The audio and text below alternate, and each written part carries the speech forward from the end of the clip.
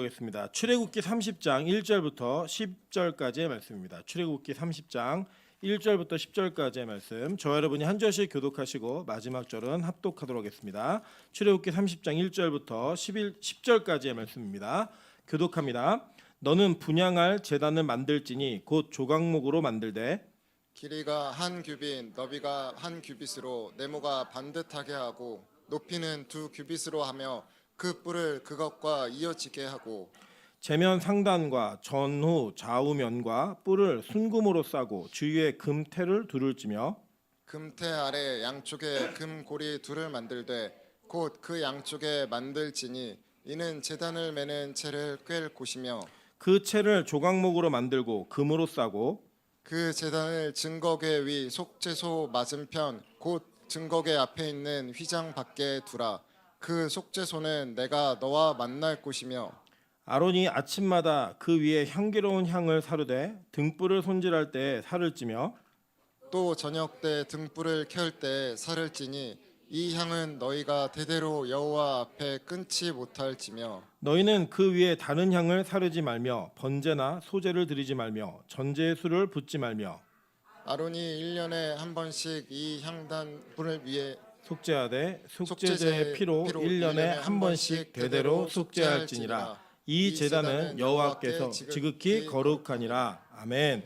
네, 우리 주변에 있는 분들에게 이렇게 한번 인사를 하겠습니다. 당신 때문에 살맛이 납니다. 네. 앞뒤로도 인사하겠습니다. 당신이 근처에 앉으니까 좋아 죽겠습니다. 네. 함께 앉아 있는 것 때문에 좋아 죽는 감격이 있는 그런 기쁜 빛과 소금 교회 되기를 주님의 이름으로 축원합니다. 네, 오늘은 출애굽기 30장 1절부터 10절 말씀을 가지고 우리 집안 냄새다라는 제목으로 하나님 말씀 증거하도록 하겠습니다.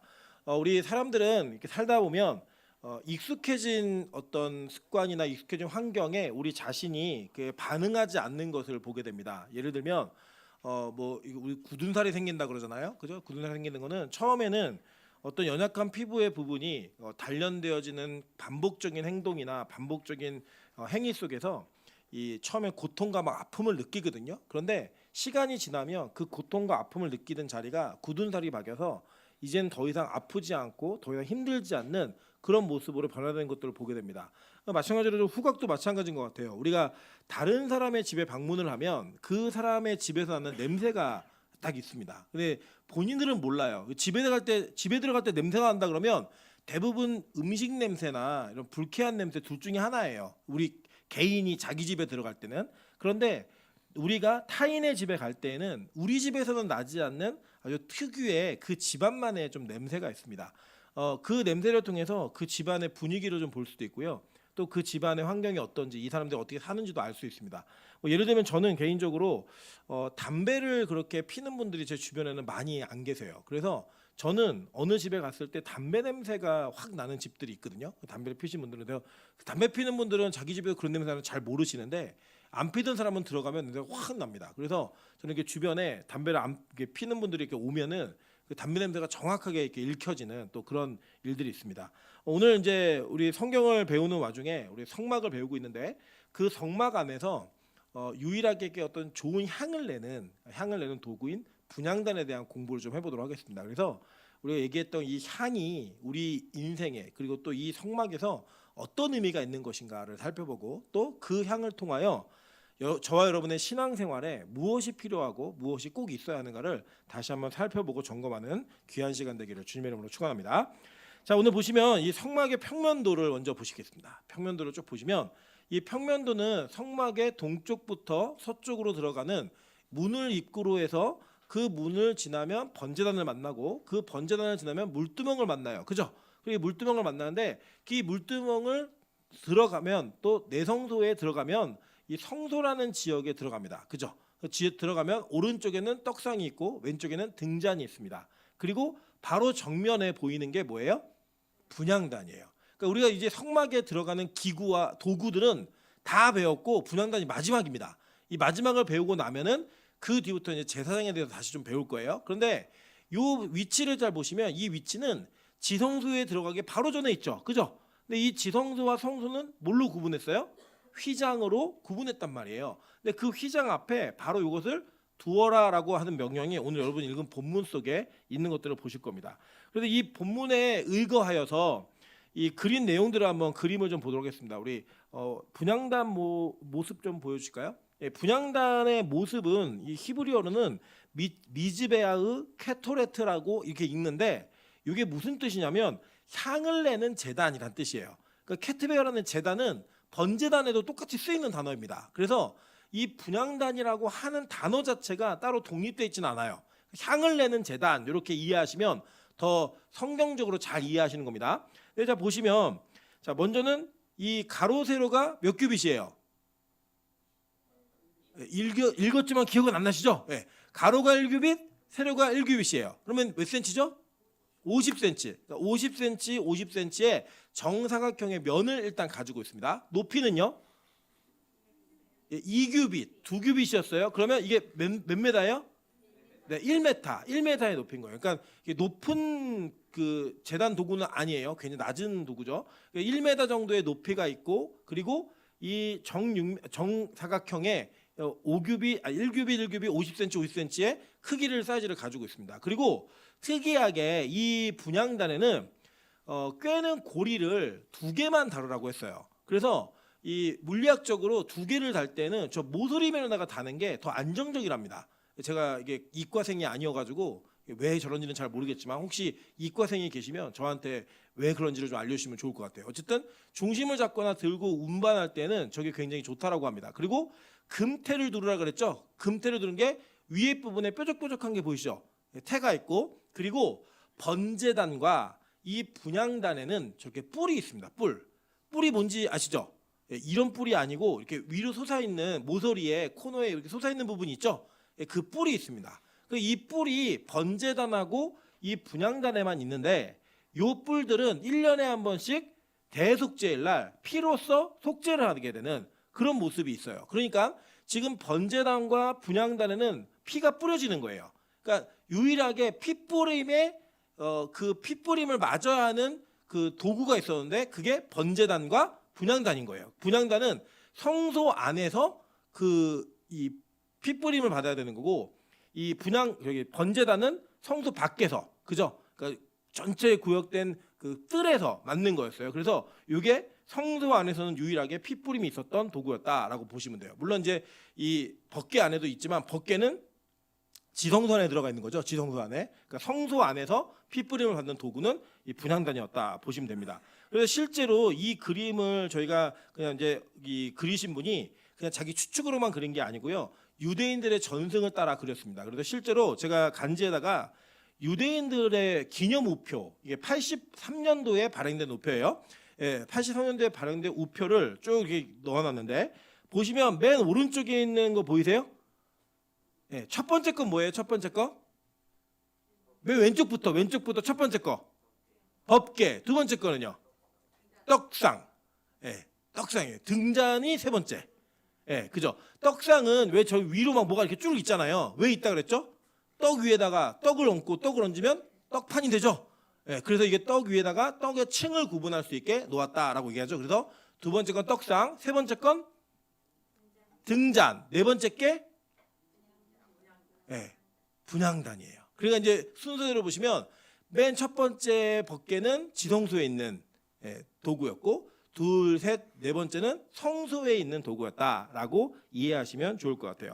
자, 그런데 이 분향단의 위치가 좀 애매해요. 애매해서 왜 애매하냐면 우리는 보통 이렇게 여기 여러분 보신 아까 평면도에 보시면 휘장이 그려져 있고 나눠져 있고 지성소에는 법궤만 있었고 성소에는 세 개의 도구가 있었죠. 그런데 히브리서에 보면 이게 분향단이 안으로 들어가 있는 모습처럼 묘사가 되어 있어요. 한번 볼까요? 히브리서 9장 1절부터 7절입니다.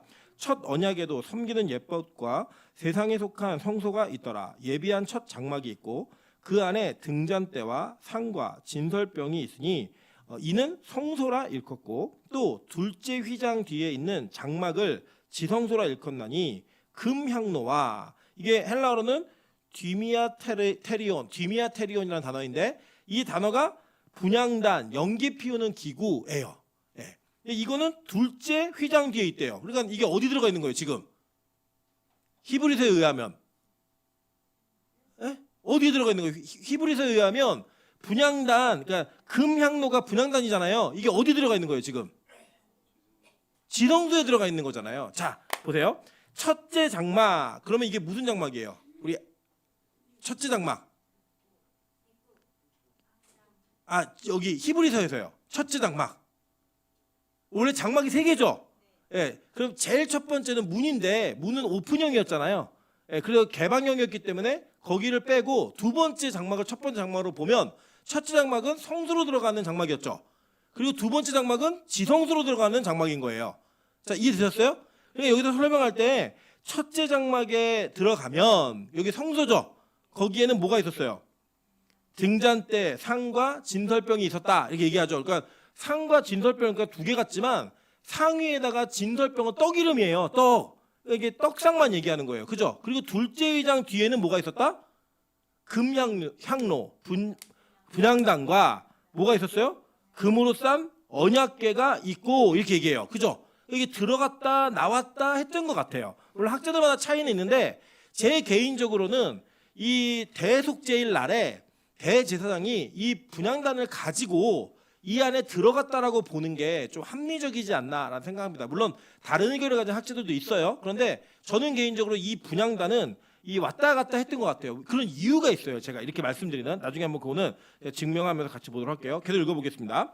그 안에 만나를 담은 금항아리와 아론의 쌍난 지팡이와 언약의 돌판들이 있고 그 위에 속죄소를 덮는 영광의 그룹들이 있으니 이것들에 관하여는 이제 낱낱이 말할 수 없노라. 이 모든 것을 이같이 예배하였으니 제사장들이 항상 첫 장막에 들어가 섬기는 예식을 행하고 오직 둘째 장막은 대제사장이 홀로 1년에 한 번 들어가되 자기와 백성의 허물을 위하여 드리는 피 없이는 아니하나니 이렇게 얘기해요. 그죠? 그러니까 이 대제사장과 연관이 있다는 거예요. 이 지성소 안에 법궤와 분향단이 있는 건 대제사장과 연관이 있다라고 얘기하는 거. 이걸 좀 기억하시면 나중에 좀 답이 풀리실 것 같아요. 자, 그래서 보겠습니다. 이 분향단에 관련해서 하나님께서는 분명히 이 분향단과 관련된 대제사장이 해야 될 역할을 이야기해 주셨어요. 한번 볼게요. 오늘 읽은 본문인데요. 출애굽기 30장 1절 10절입니다. 아론이 1년에 한 번씩 이 향단 뿔을 위하여 속죄하되 속죄제의 피로 1년에 한 번씩 대대로 속죄할지니라 라고 얘기해요. 자, 그러니까 이게 이상하죠. 여러분 속죄제를 안 배우셔갖고 좀 그냥 별로 이상하지 않은 분들 계실 텐데 원래 속죄제라고 하는 제사는 누가 드리는 제사였어요? 아니, 제사를 드리는 사람이 누구예요? 죄인이 드리는 거예요. 그러니까 이 속죄제는 누구에게 유효한 제사였어요? 사람에게 유효한 거였단 말이에요. 죄인인 사람에게 유효한 제사였는데 갑자기 오늘 하나님이 물건에다가 속죄제를 드리라고 얘기하고 있죠. 물건이 그러면 이게 더러워졌다는 건가? 죄가 있다는 건가? 이런 오해할 수 있는데 이거 히브리어의 좀 차이 때문에 그래요. 히브리어가 그러니까 이게 뭐냐면 어떤 특정한 단어는 다른 나라 말로 번역하기 힘든 단어들이 있어요. 뭐 예를 들면 여러분 우리 감기 걸리면 우리나라 사람 다 알아요. 코가 시큰시큰하고요. 얘기할 수 있잖아요. 영어로 이거 어떻게 번역하죠? 주연남이 할 수 있나? 코가 시큰시큰하다? 없어요. 그냥 코 아프다 그러지. 이런 우리만의 그 특유의 그 느낌 우리 한국 사람 다 알아요. 야, 코가 시큰시큰해. 그러면 우린 다 압니다. 그런데 이게 영어로 번역이 된다 안 된다? 안 돼요. 그죠? 안 되는데 이것처럼 이 히브리어가 번역하기 참 어려운 단어예요. 히브리어로 이 키페르라는 단어는 배상하고 씻어내다 이런 뜻이에요. 근데 이 배상하다는 단어가 뭔가를 희생하고 청소하다 이런 개념인 거예요. 그러니까 여기 희생제사로 청소를 해라 이런 개념인 겁니다. 그러니까 아마 이 번역은 다른 단어로는 번역할 수가 없어갖고 그냥 원래 번역했던 속죄제라고 하는 그 내용을 그대로 썼지만 의미는 조금 차이가 있다는 거 이것만 좀 이해하시면 될 것 같아요. 자, 어쨌든 지금 이렇게 대속죄일날 속죄제를 행하는데 그 행하는 방법을 얘기해주고 있어요. 레위기 4장 5절부터 7절 16절부터 18절 한번 보겠습니다. 기름 부음을 받은 제사장은 그 수송아지의 피를 가지고 회막에 들어가서 그 제사장이 손가락에 그 피를 찍어 여호와 앞 곧 성소의 휘장 앞에 7번 뿌릴 것이며 제사장은 또 그 피를 여호와 앞 곧 회막 안에 향단 뿔들에 바르고 그 송아지의 피 전부를 회막문 앞 번제단 밑에 쏟을 것이며 이렇게 얘기해요. 그러니까 피를 이렇게 손가락에 찍어가지고 이렇게 뿌리라는 거예요. 이렇게 이렇게 뿌려갖고 7번 뿌리고 남은 피는 번제단에 갔다가 밑에다가 갖다 부라는 거예요. 자, 계속 보겠습니다. 16절부터 18절. 기름 부음을 받은 제사장은 그 수송아지의 피를 가지고 회막에 들어가서 그 제사장이 손가락으로 그 피를 찍어 여호와 앞 휘장 앞에 일곱 번 뿌릴 것이며 또 그 피로 회막 안 여호와 앞에 있는 제단 뿔들에 바르고 그 피 전부는 회막 문 앞 번제단 밑에 쏟을 것이며, 이게 대속죄일날 하는 거예요. 1년에 한 번 이스라엘 전체 공동체의 죄를 짊어진 대제사장이 하는 일이다라고 얘기를 합니다. 자, 그리고 이 분향단에 있는 이 제사장들이 드리는 분향단은 아주 특정한 불만 쓰게 되어 있어요. 한번 볼게요. 레위기 10장 1절부터 2절입니다. 아론의 아들 나답과 아비오가 각기 향로를 가져다가 여호와께서 명령하시지 아니한 다른 불을 담아 여호와 앞에 분향하였더니 불이 여호와 앞에서 나와 그들을 삼킴에 그들이 여호와 앞에서 죽은지라라고 얘기해요. 자, 그러니까 요거는 조금 설명을 들으셔야 돼요. 요걸 잘 이해하시면 뒤에 신약에서 이게 무슨 의미가 있는지를 잘 이해하실 수가 있어요. 자, 분향단이 있는데 이 분향단과 향로는 세트라고 보시면 돼요. 예. 성경에는 이게 혼재되어서 번역이 되어가지고 성경의 내용으로 구분하기 참 힘들어요. 근데 이게 왜 세트냐면 분향단은 성소 밖으로 나올 수 있어요, 없어요? 못 나와요. 예. 그 지성소로 들어갈 수는 있어요, 없어요? 있는 것처럼 보여져요. 그죠? 그러니까 이 성소라고 하는 큰 지역 안에서, 내성소 안에서는 왔다 갔다 했는데 이게 밖으로 나와요, 못 나와요? 못 나와요. 그런데 이게 밖으로 나오려면 나올 일이 있을 때가 있어요. 근데 그걸 나오려면 어떻게 해야 되냐면 향로에다가 이거 옮겨 갖고 나오는 거예요. 이해되세요? 예. 그냥 향로는 뭐다? 세트인 거예요, 세트. 그러니까 이거 뭘로 표현하면 될까요? 집에 우리가 정수기를 떼 갖고 다니진 않아요. 그죠? 예. 그런데 정수기에 있는 물을 밖으로 갖고 나오려면 깨끗한 물통에다가 받아 갖고 나오잖아요. 더러운 물통에 받진 않잖아요. 그러니까 그래서 이 깨끗한 물통에 있는 물과 집에 있는 물은 똑같은 물이죠. 그런데 우리가 단지 휴대적인 그 방법 때문에 정수기를 들고 다니진 않아요. 그런데 이 정수기에 있는 물을 담아 갖고 나오죠. 그걸로 이해하시면 돼요. 자, 이해되셨을까요? 네, 이걸 잘 이해하시면서 이 분향단을 어떻게 관리했는가, 대제사장이 관리한 거예요. 자, 뒤에 장면 보시면 제가 그림 하나를 넣어드렸어요. 자, 이 그림은 지금 이렇게 대제사장 중에 위에 파란 옷과 이렇게 색색형한 바지를 입고 있잖아요. 요게 에봇을 입은 사람이에요. 그게 누구예요? 그렇죠, 대제사장이에요. 예, 대제사장이고 이 대제사장이 분향단에서 뭘 피우는 거냐면 여기에는 무조건 향연, 그러니까 아주 좋은 냄새가 나는 이 향수와 같은 이게 그런 걸 뿌리는 거예요. 예, 여러분 우리 조선시대 같은 때도 그 치약이 없었잖아요. 그리고 여자들이 그 자기의 냄새를 관리하기 위해서 이 가슴 사이에다가 아주 향이 짙은 이런 한약재나 이런 거를 달고 다녔어요. 그래서 이제 목욕도 잘 못했고 이러니까 그런 것처럼 좋은 향이 나는 향연이 있어요. 이게 향연은 만드는 방법이 따로 있습니다. 그 향연만 해야 돼요. 다른 거 하면 안 돼요. 예, 그런 어떤 내용이 있는데 요 업무는 이 향연의 불은 꺼뜨리면 돼요, 안 돼요? 안 돼요. 계속 태워야 돼요. 쉬지 않고 태워야 돼요. 근데 이건 누구만 하는 거냐? 대제사장과 대제사장의 후손들만 할 수 있어요. 자, 잘 보실게요. 제사장이 있는데 레위 지파 전체가 다 제사장이 아니고요. 레위 지파 전체 중에 레위인들이 제사를 돕는 자들이 있었고 그 중에는 제사장 그룹이 있었고 거기 안에 대제사장 계열이 따로 있어요. 근데 이 대제사장은 누구네 가문만 하는 거예요? 네, 아론의 가문만 하는 거예요. 네, 그리고 이 제사 전체를 돕는 사람들이 또 누가 있었냐면 나실인들이 있었어요. 네, 내가 일정 기간 동안 난 나실인으로 2년을 하겠다. 2년 동안 이걸 도울 수 있었던 거예요. 그러니까 이런 식으로 구분이 되어 있는데 요 하나 분향단에 관련된 일은 누구만 한다고요? 대제사장과 그의 자손들만 하는 거예요. 그러니까 자, 예를 들어서 이 일은 나답과 아비오가 아까 향로를 들고 가다가 다른 불을 들고 갔죠. 나답과 아비오가 이 일을 했던 거예요. 분명히 다른 불을 들고 가서 죽었지만 이 불을 들고 갈 때 향로와 관련된 거는 분향단이라 그랬죠. 그리고 이 분향단을 들고 갔던 나답과 아비오는 누구의 아들이에요? 아론의 아들인 거예요. 그러니까 대제사장만 하는 일이 아니라 대제사장의 그 관련된 사람들만 하는 일인 거예요. 자, 한번 보겠습니다. 그런데 다른 사람이 이거를 하다가 병이 나는 장면이 나와요. 역대하 26장 18절부터 19절입니다. 우시야 왕 곁에 서서 그에게 이르되 우시야여 여호와께 분향하는 일은 왕이 할 바가 아니요 오직 분향하기 위하여 구별함을 받은 아론의 자손 제사장들이 할 바니 성소에서 나가소서. 왕이 범죄하였으니 하나님 여호와께서 영광을 얻지 못하리이다. 우시야가 손으로 향로를 잡고 분향하려 하다가 화를 내니 그가 제사장에게 화를 낼 때 여호와의 전안 향단 곁 제사장들 앞에서 그의 이마에 나병이 생긴지라. 얘기해요. 왕이 이 분향을 하려고 그랬더니 제사장들이 말려요. 그거 하면 안 된다고. 이거 왕의 업무가 아닙니다. 그랬더니 내가 할 수 있어. 왕인데 왜 못해? 하다가 막 이마에서부터 나병, 옛날에 이제 묻눈병이라고 했는데 피부병이에요. 막 피부병만 나니까 제사장들 막 쫓아내요. 이 거룩한 곳에 이 나타나면 안 되거든요. 그래서 막 쫓아내는 장면이 바로 이 장면이에요. 그러니까 이거 누가 하는 일이에요? 아론의 자손 제사장들만 했던 일이에요. 자, 그 내용을 기억하시면서 자 보겠습니다. 근데 요게 이제 후대로 가면 바뀌어요. 어떻게 바뀌냐면 요 중간에 분향하는 그 분향 방식을 바꿨던 사람이 있는데 그게 누구다? 누굴까요? 다윗이에요. 다윗. 한번 볼게요.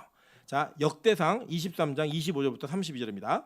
다윗이 이르기를 이스라엘 하나님 여호와께서 평강을 그의 백성에게 주시고 예루살렘에 영원히 거하시나니 레위 사람이 다시는 성막과 그 가운데에 쓰인 모든 기구를 맬 필요가 없다 한지라라고 얘기해요. 자, 이거 되게 충격적인 사건인데 다윗이 사람들을 모아놓고 뭐라고 얘기했냐면 레위 사람들 다 모아놓고 야 이제부터 하나님의 전 기구 옮길 때 메고 옮기는 거 하지 마 이렇게 얘기했어요. 근데 원래는 어떻게 옮기라고 그랬어요? 메고 옮기라고 얘기했잖아요. 이걸 안 맸다가 다윗 앞에서 우사가 죽었어요. 죽었는데도 불구하고 이거 매지 말라고 얘기합니다. 다윗이. 자, 그런 다음에 보니까 다윗의 유언대로 레위 자손이 20세 이상으로 계수되었으니 그 직분은 아론의 자손을 도와 여호와의 성전과 뜰과 골방에서 섬기고 또 모든 성물을 정결하게 하는 일 곧 하나님의 성전에서 섬기는 일과 또 진설병과 고운 가루의 소재물 곧 무교전병이나 과자를 굽는 것이나 반죽하는 것이나 또 모든 저울과 자를 맡고 아침과 저녁마다 서서 여호와께 감사하고 찬송하며 또 안식일과 초하루와 절기의 모든 번제를 여호와께 드리되 그가 명령하신 규례의 정한 수요대로 항상 여호와 앞에 드리며 또 회막의 직무와 성소의 직무와 그들의 형제 아론의 자손의 직무를 지켜 여호와의 성전에서 수종드는 것이더라라고 얘기합니다. 자, 이거 잘 기억하셔야 되는 게 이 다윗은 성막의 법을 성전의 법으로 바꿔요. 그래서 이제 이걸 다윗이 그냥 여러분 솔로몬이 지을 수 있는 건축물만 딱 건축 재료만 준비하고 죽은 게 아니라 성전이 세워지면 그 안에서 어떻게 예배를 드려야 된다까지도 다윗이 다 조절을 해요. 근데 아까 의심이 좀 드시죠? 아까 전에 우시야는 다윗의 후손이에요. 다윗의 후손인데 우시야는 자기가 분향하려고 하다가 문둥병이 발해갖고 쫓겨났죠. 그래서 왕의 직무도 더 이상 못하게 돼요. 그랬는데 다윗은 예배법 자체를 바꿨다고요. 근데 아무 일도 일어나지 않고 성경은 오히려 이것을 성경에 기록해서 이렇게 바뀌었다고 얘기하는 거예요. 자, 이게 바뀐 내용이 어떻게 바뀌었나 한번 볼게요. 한번 볼게요. 누가복음 1장 5절 8절부터 11절입니다. 유대왕 헤롯 때 아비야의 반열에 제사장 한 사람이 있으니 이름은 사가랴요. 그의 아내는 아론의 자손이니 이름은 엘리사벳이라. 8절부터 11절입니다. 마침 사가랴가 그 반열의 차례대로 하나님 앞에서 제사장의 직무를 행할세 제사장의 전례를 따라 제비를 뽑아 주의 성전에 들어가 분향하고 이렇게 얘기했어요. 그죠? 자, 분향을 했는데 지금 사가랴가 분향을 했는데 사가랴는 아비야 반열의 제사장이에요. 근데 이 아비야가 누구냐면 다윗이 성전을 지을 계획을 다 짜놓고 안에서 예배를 드릴 때 야 분향하는데 24 반열로 제사장들 나눠가지고 돌아가면서 해 이렇게 얘기한 거예요. 그래서 이 돌아가는 순번대로 하다가 사가랴가 걸린 거예요. 그럼 왜 다윗은 이걸 바꿀 수 있었는가? 시편 110편에 보면 하나님이 다윗을 뭐라고 부르냐면 다윗을 멜기세덱의 반차를 쫓은 대제사장이다라고 불러요.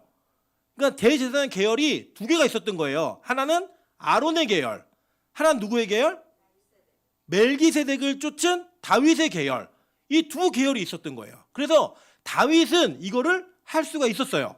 그런데 이 우시야가 누굴 흉내낸 거예요? 다윗을 흉내내다가 하나님의 심판을 받은 거예요. 그러니까 다윗의 흉내는 누가 낼 수 있다 없다? 없다. 이건 하나님이 그냥 다윗을 찍은 거예요. 왜 다윗만 돼요? 다윗을 찍었어 그냥. 이거 말고는 설명이 안 돼요. 그러니까 이 다윗의 제사장의 직분은 아론의 대제사장의 직분보다 높아요, 낮아요? 높아요. 왜 높죠? 멜기세덱이 훨씬 위의 대제사장이에요. 윗시대에. 그래서 아브라함이 멜기세덱에게 11조를 드리고 축복을 받아요. 그러면서 축복을 해주는 자가 축복을 받는 자보다 높은 자다라고 얘기합니다. 그래서 레위는 그때 아브라함 허리 아직 태어나지도 않았어. 그러니까 이 아브라함이 멜기세덱에게 11조를 드리고 축복을 받은 건 멜기세덱의 반차를 쫓은 대제사장 계열이 더 높다는 거야. 이렇게 얘기하는 거예요. 자, 이해되세요? 이걸 이해하셔야 그 뒤에가 이제 이해가 되는 거예요. 자, 그러니까 지금 멜기세덱의 반차를 쫓은 다윗은 모세와 아론이 세워놓은 이 제사장 법을 바꿀 수 있었다 없었다? 있었다는 거예요. 자, 여기까지 이해되시죠? 네, 자, 이제 그래서 하나님이 요것조차도 흠이 생길까봐 이 사가랴의 부인이 누구냐면 엘리사벳이에요. 엘리사벳을 영어식으로 발음하면 뭔지 아세요? 엘리자베스. 네. 여러분 엘리자베스 영국 여왕 있잖아요. 죽은 얼마 전에 그 여왕이 이 엘리사벳의 이름을 따서 그대로 지은 거예요.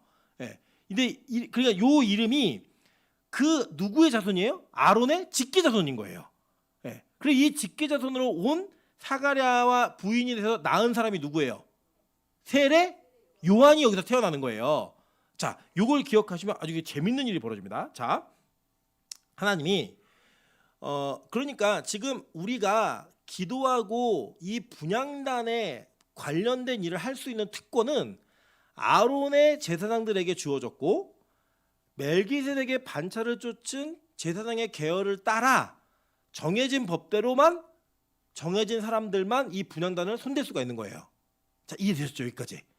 이게 정말 중요한 포인트예요. 자, 하나님이 우리를 어떻게 만드시냐면 저와 여러분은 원래 하나님의 자녀예요, 아니에요? 아니잖아요. 우리 박탈당했잖아요.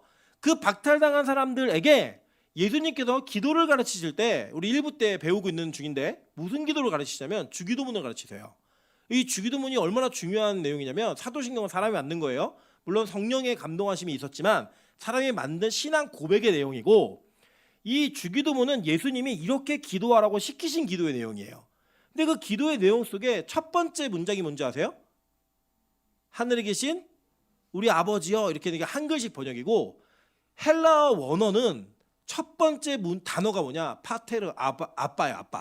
아빠 이거예요. 아빠 그분은 하늘에 계신 분입니다. 이렇게 얘기해요. 그러니까 우리의 관계를 자식이 아니었는데 자녀로 편입시켜 버리는 거예요. 그 우리 뭘 바꾼다? 족보로 바꾸는 거예요. 예.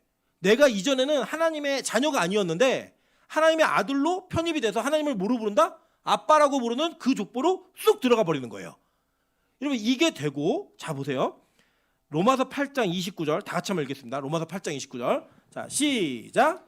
하나님이 미리 아프신 자들을 또한 그 아들의 형상을 본받게 하기 위하여 미리 정하셨으니 이는 그로 많은 형제 중에서 맏아들이 되게 하려 하심이니라. 자, 많은 형제 중에서 맏아들이 되는 건 누구만 되는 거예요, 지금? 이게 누구 얘기하는 거예요?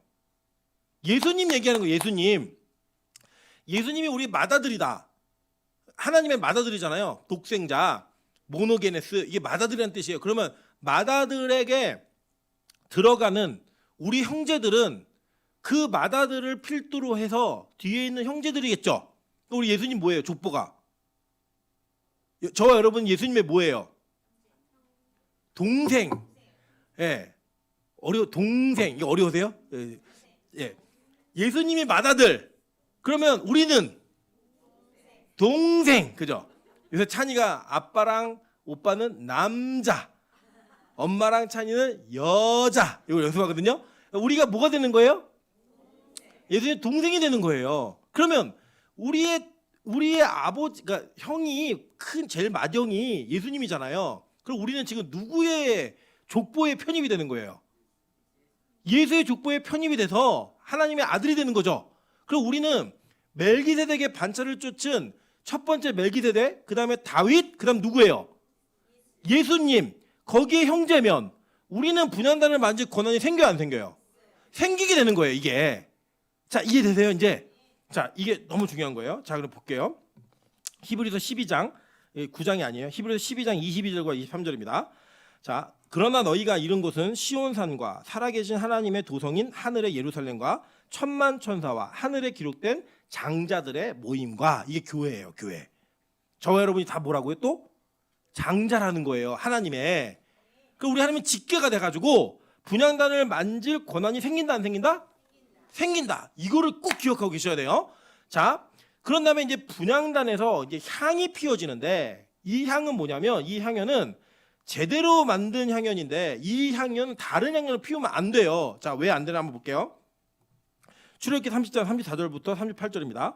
여호와께서 모세에게 이르시되 너는 소야향과 나감향과 풍자향의 향품을 가져다가 그 향품을 유향에 섞되 각기 같은 분량으로 하고 그것으로 향을 만들되 향 만드는 법대로 만들고 그것에 소금을 쳐서 성결하게 하고 그 향 얼마를 곱게 찌어 내가 너와 만날 회막한 증거계 앞에 두라.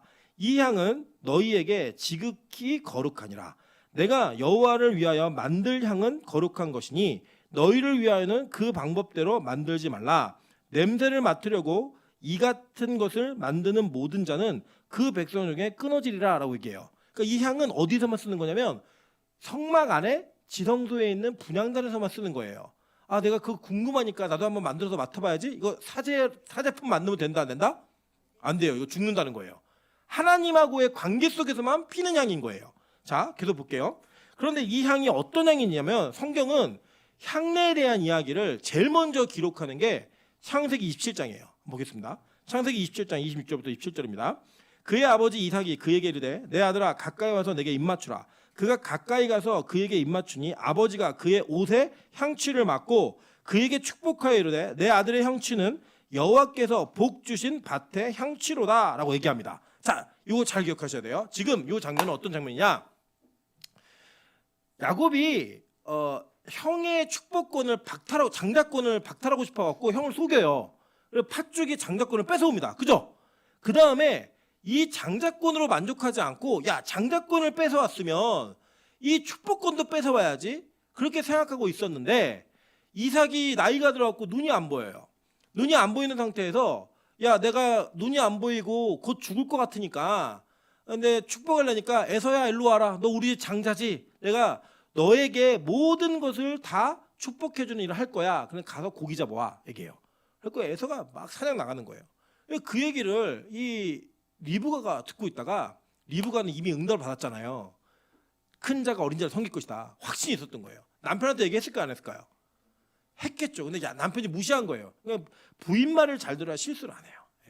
저는 부인 말씀을 하나님 말씀처럼 들어요. 그래야 인생의 시도가 적기 때문에 거짓 증거하지 말라고 좀 쳐다봤습니다. 자, 이게 부인 말 안 되니까 이 부인이 어떤 작업을 짜냐면 안 되겠다. 이거 속여야겠다. 그래갖고 야곱을 막 부릅니다. 야, 빨리 가서 너 내가 고기 잡아서 요리 줄 테니 아버지한테 가서 이거 놓고 축복받아. 얘기했어요. 야곱이 무서워서 뭐라고 했냐면 엄마 나 뭐 무서워. 들키면 어떻게 큰일 나. 그러니까 엄마 야 내가 책임져. 걱정하지 마. 그러면 밀어 넣어요. 밀어 넣었더니 이제 야곱이 털이 없잖아요. 에서는 털이 많은데. 그래서 염소털을 막 붙이는 거예요. 그러니까 이게 뭐의 의미가 동일하다고요? 가죽 옷을 입는 거예요. 그러니까 잘 보세요. 지금 야곱은 장자로서 축복받을 권한이 있어요, 없어요? 없어요. 그러니까 그는 부끄러운 자예요. 그 부끄러움을 가죽을 붙여가지고 해결하는 거예요. 동시에 아버지가 들어와서 얘가 고기도 줬고 이 털을 만져보니까 에서 팔은 맞는데 목소리가 야곱이에요. 목소리가 그럴 수 있잖아요. 그러니까 보통 털 많으면 목소리가 이럴 텐데 야곱 이랬겠죠, 그랬죠. 그다음에 이게 목소리 야곱이니까 아버지 막 이러니까 이상한데 일로 와봐. 그래서 만져보면서 그의 옷으로부터 뭘 맡아요? 향취를 맡는 거예요. 그 향취를 맡으니까 원래는 축복받을 수 없었던 야곱이 지금 누구의 옷을 입고 온 거예요? 에서의 옷을 입은 거예요. 그 옷을 입으니까 그 향취로 인해 너 장자 맞구나. 너 축복받을 사람 맞네. 이런 지금 축복을 주는 장면인 거예요. 이게. 그러니까 그 향취로 뭘 가린 거예요? 자기의 부끄러움을 가려낸 거예요. 자, 이해되시죠? 그러니까 지금 이 분향단, 향연을 아까 우리 읽은 본문에 향연을 계속 피워서 들어가라고 얘기하죠.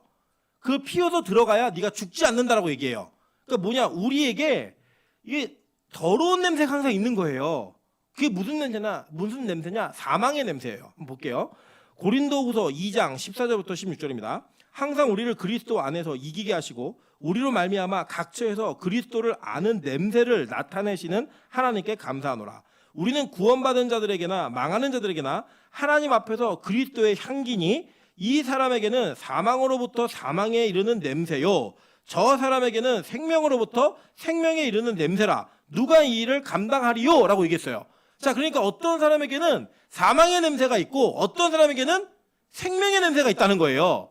자, 이해되시죠? 그러니까 우리가 원래 상태는 사망의 냄새를 풍길 수밖에 없는 자들인데 그걸 향연의 그 냄새로 가리는 거예요. 그래서 하나님이 계시는 법궤 앞으로 나아가는 겁니다. 그게 이제 이 분향단과 법궤가 연결되어 있는 장면인 거예요. 자, 그래서 이 일을 얘기하는데 성경은 이 향로 연기가 어떤 역할을 더 분명한지를 얘기하고 있어요. 자, 볼게요. 레위기 16장 10절부터 13절입니다. 아론은 자기를 위한 속죄제의 수송아지를 드리되 자기와 집안을 위하여 속죄하고 자기를 위한 그 속죄제 수송아지를 잡고 향로를 가져다가 여호와 앞 제단 위에서 피운 불을 그것에 채우고 또 곱게 간 향기로운 향을 두 손에 채워가지고 휘장 안으로 들어가서 여호와 앞에서 분향하여 향연으로 증거계 위 속죄소를 가리게 할지니 그리하면 그가 죽지 아니할 것이며. 자, 이해되시죠? 이게 지금 무슨 장면인지. 이 향기로다가 가리는 거예요. 사망의 냄새를. 그 가리는 장면을 통해 하나님께서 우리의 죄와 우리의 죄된 모습들을 다 가리워 주신다라는 이야기가 여기 있는 거예요. 자, 그런데 성경에서 이 향연이 뭘 얘기하는지를 너무나 분명하게 얘기해놨어요. 볼게요. 계시록 8장 2절부터 5절입니다. 2절부터 5절이에요. 내가 보매 하나님 앞에 7 천사가 서 있어 7 나팔을 받았더라. 또 다른 천사가 와서 제단 곁에 서서 금향로를 가지고 많은 향을 받았으니 이는 모든 성도의 뭐와 합하여? 기도와 합하여 보좌 앞 금제단에 드리고자 함이라. 향연이 성도의 기도와 함께 천사의 손으로부터 하나님 앞으로 올라가는지라. 천사가 향로를 가지고 제단의 불을 담아다가 땅에 쏟음에 우레와 음성과 번개와 지진이 나더라 라고 얘기합니다. 자, 그러니까 이 향연이 뭐라고요? 기도라는 거예요. 근데 이 기도를 우리가 막 드리면 그 기도가 향연과 함께 하나님께 상달이 되고, 그러면 천사가 이걸 담아다가 이 제단불을 향로를 가지고 제단불을 담아다가 땅에 쏟으면 우레, 음성, 번개, 지진이 나타나는데 이것이 나타나는 것은 뭐랑 연결이 있었어요? 항상 하나님의 임재가 일어나는 일이 벌어진다는 거예요. 그러니까 이 기도로 인해 뭐가 일어난다? 하나님의 임재가 나타나는 거예요. 그리고 그 기도의 향이 있으면 우리가 그 임재 가운데 죽지 않고 산다는 거예요. 분향단은 그 자체의 의미가 아니라 거기서 피어나는 향연이 이것과 합해졌을 때 의미가 있는 거고, 이 향연을 옮기려면 향로에 담아갖고 옮기는 거예요. 자, 그 장면이 어디 나오는지 한번 볼게요. 민수기 16장 36절부터 40절, 46절부터 50절입니다. 여호와께서 모세에게 말씀하여 이르시되 너는 제사장 아론의 아들 엘르아살에게 명령하여 붙는 불 가운데에서 향로를 가져다가 그 불을 다른 곳에 쏟으라. 그 향로는 거룩함이니라. 사람들은 범죄하여 그들의 생명을 스스로 해야 할 거니와 그들이 향로를 여호와 앞에 드렸으므로 그 향로가 거룩하게 되었나니 그 향로를 쳐서 제단을 싸는 철판을 만들라. 이스라엘 자손에게 표가 되리라 하신지라. 제사장 엘르아살이 불탄 자들이 드렸던 놋 향로를 가져다가 쳐서 제단을 싸서 이스라엘 자손의 기념물이 되게 하였으니 이는 아론의 자손이 아닌 다른 사람은 여호와 앞에 분향하러 가까이 오지 못하게 함이며 또 고라와 그의 무리와 같이 되지 않게 하기 위함이라. 여호와께서 모세를 시켜 그에게 명령하신 대로 하였더라. 이게 무슨 말이냐면 고라 자손이 르우벤 자손의 온이라는 사람과 당을 지어가지고 야, 너 모세 왜 니만 좋은 거 해? 우리도 좋은 거 할 수 있어. 이 얘기를 한 거예요. 그리고 모세를 대적하고 하나님께 좋은 하나님 더 가까이 가 막 벗게 만지고 하는 거 니만 하지 말고 나눠서 해. 얘기하니까 하나님이 요거를 정확하게 판별하시기 위해서 두 가지를 하셨는데 지팡이와 향로를 각 족속이 갖고 나오라고 얘기했어요. 레위 지파 족속이 갖고 나온 거예요. 갖고 나왔더니 어떤 일이 벌어졌냐면 아론의 지팡이에 싹이 났고 그 싹이 난 이후에 고라 자손은 땅이 갈라져 갖고 다 죽었어요. 불에 타 죽고. 그래갖고 남은 향로를 갖다가 다 구부러뜨려갖고 쳐가지고 이걸로 번제단을 싸라는 거예요. 이걸로. 그래서 지금 향로와 뭐가 합쳐지는 거냐면 죄를 사해주는 번제단이 합쳐지는 거예요. 이해되세요? 자, 요거 이해 못해도 괜찮아요. 그 뒤를 보시면 되니까. 자, 그랬더니 이 백성들이 그 다음날 어떻게 얘기하냐면, 야, 너 때문에 250명이나 죽었어. 그리고 군중 전체가 다 모세하고 아론을 비난해요. 그랬더니 하나님이 이것들 봐라 이래갖고 그 공동체 안에 연병을 퍼뜨려서 막 사람이 죽어나가기 시작합니다. 그때에 자 보세요. 이게 46절부터예요. 이에 모세가 아론에게 이르되 너는 향로를 피워다가 제단의 불을 그것에 담고 그 위에 향을 피워가지고 급히 회중에게로 가서 그들을 위하여 뭐하라? 속죄하라. 여호와께서 진노하셨으므로 연병이 시작되었습니다. 아론이 모세의 명령을 따라 향로를 가지고 회중에게로 달려간즉 백성 중에 연병이 시작되었는지라. 이에 백성을 위하여 속죄하고 자 읽겠습니다. 여기서부터 시작.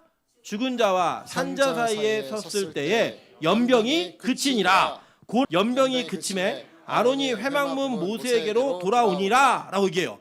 자, 그러니까 이 연병 때문에 사람이 막 죽어서 몇 명이 죽었어요. 지금 14,700명이 죽을 때 아론이 향로에다가 이 향연을 피우고 얼른 뛰어가서 산자와 죽은 자 사이에 섰더니 죽은 자들의 냄새와 산자들의 냄새가 거기서 딱 결정되는 거예요. 끝난 거예요. 이제 더 이상 죽지 않는 거예요. 이게 누구의 모습이다? 예수의 생명을 살리는 모습과 동일한 모습인 거예요. 근데 이게 향연이 아까 뭐라 그랬어요? 기도. 이 기도가 올라가면 하나님의 임재가 나타나고 그 임재가 나타나면 사망이 더 이상 그 선을 넘지 못하는 그런 위대한 일이 벌어진다라고 성경은 우리에게 가르치고 있는 거예요. 그러면 지금 이 시대에 자 아까 다 종합해 보겠습니다. 분향단에 이 향연을 피우고 불을 내고 이걸 할 수 있는 사람은 누구의 자손이라고 그랬어요? 아론의 자손들, 대제사장의 자손들만 한다는 거예요. 그럼 우리는 아론의 자손이 아니에요. 아니에요. 그럼 우리는 누구의 자손이에요? 예수의 자손이 되어서 하나님의 아들이 되고 예수의 동생이 되어서 우리는 멜기세덱의 그 지파를 따른 대제사장 반열에서 향로를 만질 수 있다 없다? 있다. 그래도 우리가 이제는 하나님께 스스로 기도하는 거죠. 그 기도하면서 우리가 누구의 이름으로 기도해요? 예수의 이름으로 기도하는 그 기도가 올라가면 하나님의 뭐가 나타나요? 임재가 일어난다는 거예요.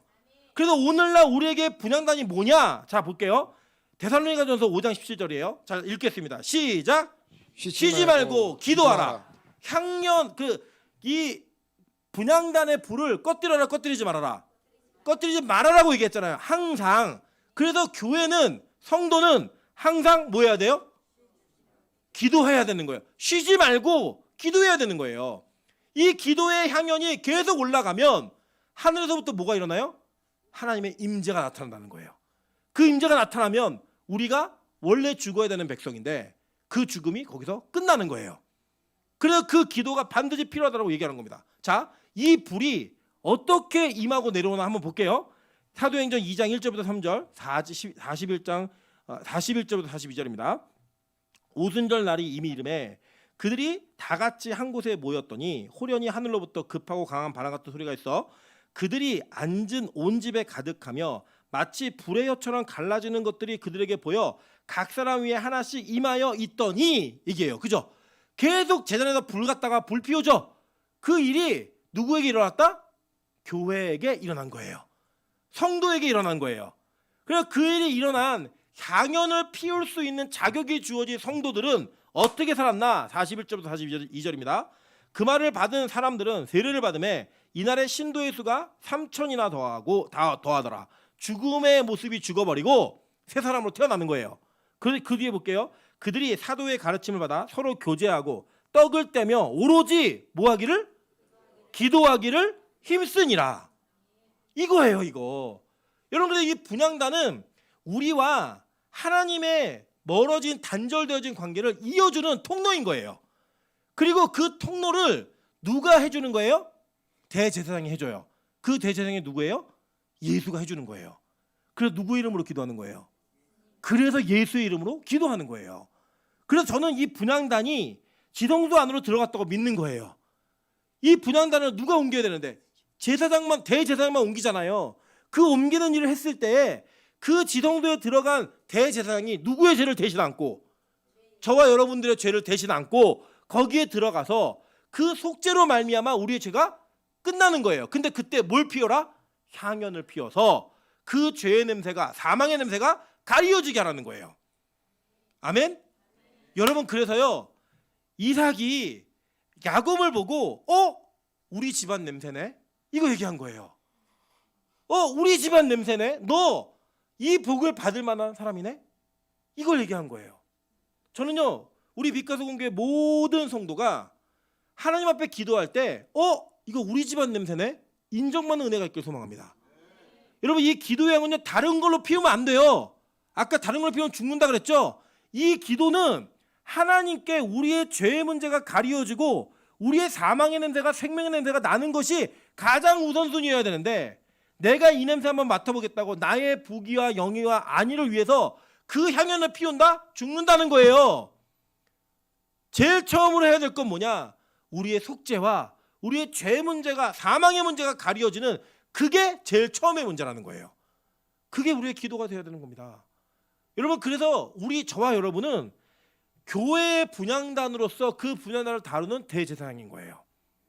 근데 여러분 잘 생각해 보세요. 우리가 지금 분향단의 기도를 하고 있는지, 분향단이 무슨 내용인지 우리 배우셨잖아요.